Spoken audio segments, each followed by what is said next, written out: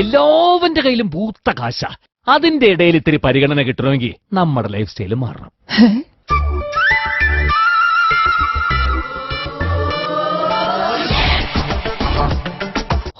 എന്തൊരു നാടാ ഇത്.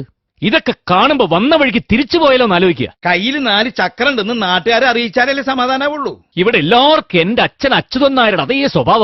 നിന്നെ പോലൊരുത്തൻ കിടന്ന് ചെലച്ചാൽ ഇത് അവസാനിക്കാൻ പോണില്ല.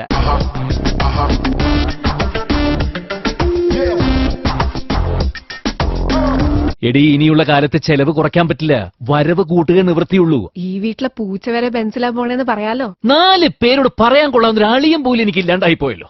അവന് അവന്റെ സ്റ്റാറ്റസ് നോക്കണ്ടേ? വെള്ളാരം കുന്നിലേറി മുന്നാടി പൂവു തേടി വിണ്ണോളം കൈനീട്ടി നിന്നതാരേ. എടി, എന്തിനും ഏതിനും എതിര് നിൽക്കാൻ ഒരുപാട് പേരാ ചുറ്റും. കണ്ണാടി നോക്കി സ്വന്തം രൂപത്തോട് പോലും നിനക്ക് നുണ പറയാൻ പറ്റുമായിരിക്കും. അവനവന്റെ മുതലൊരു കള്ളനെ പോലെ മോഷ്ടിച്ചോണ്ട് പോണതെന്തിനാ?